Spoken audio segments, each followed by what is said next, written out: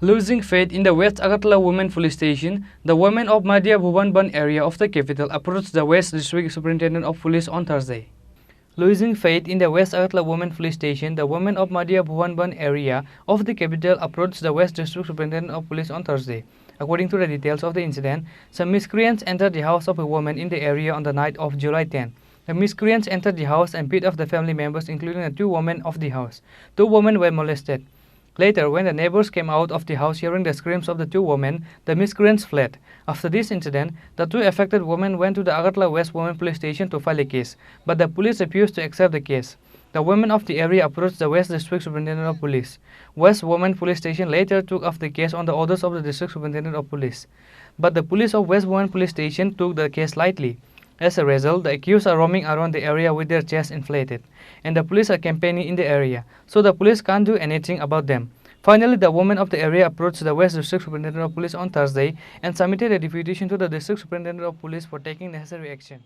আমরা এখানে আবার ডেপুটেশন দিতে এসেছিলাম, তখন এসপি স্যারের কাছে এসপি স্যার বলার পরে এফআইআর রেখেছে, কিন্তু এফআইআর রাখার পরে এটা কি ধারা দিয়েছে একদম, যেটা এটা শ্লীলতাহানি, একটা কাপড় ছিঁড়ে ফেলেছে, ঘরে ঢুকে পুরুষরা মহিলাদের মারধর করেছে। তো শ্লীলতাহানিতে নন ভেলেবল হয়, কিন্তু এখানে এমন ধারা দিয়েছে, একদম সাধারণ একটা ধারা দিয়েছে জামিনযোগ্য। ওরা জামিন তো প্রশ্নই আসে না, ওদেরকে গ্রেফতারও করেনি, মানে এই অপরাধীরা ঘুরে বেড়াচ্ছে এবং এদেরকে বলছে কিছুই করতে পারবে না, আমরা থানাকে কিনে রেখেছি। তো এই কথা শুনে আমরা এই জন্য আবার এসেছি, এখনও এরা ঘুরছে। এতদিন প্রায় এক মাসের মতো, আমরা গেল মাসে 17 তারিখ এসেছিলাম, এক মাসের মতো প্রায় হতে চলেছে। আমরা আবার এসপি স্যারের কাছে এসেছি যে থানা এইভাবে যদি একটা শ্লীলতাহানির ধারা যেটা করে সেই ধারা না দিয়ে একটা সাধারণ ধারা দিয়েছে, এতে তো অপরাধীদের প্রশ্রয় দেওয়া হলো।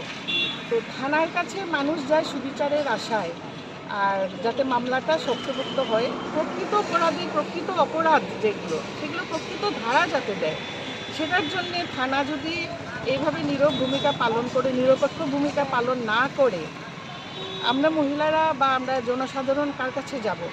এই অভিযোগ নিয়ে ধারাটা যাতে পাল্টে শ্লীলতাহানির ধারা দেওয়া হয়, অপরাধীদের গ্রেফতার করা হয়, এই জন্য আমরা এসপি স্যারের কাছে আবার আমরা এসছি, আজকে ডেপুটেশন দেবো। এবং আমরা এই কয়েকদিনের মধ্যে পুলিশ মন্ত্রীর কাছেও যাব।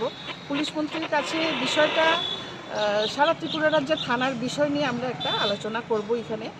ওইখানের বিষয়টা আরও জোরালো বিষয় হবে।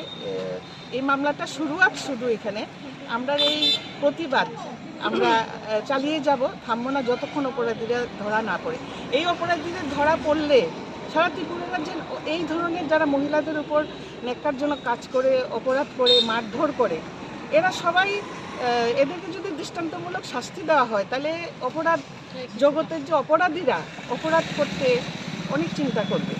কাজেই মহিলারা এখানে সুরক্ষিত নয়, মোটেও সুরক্ষিত নয়।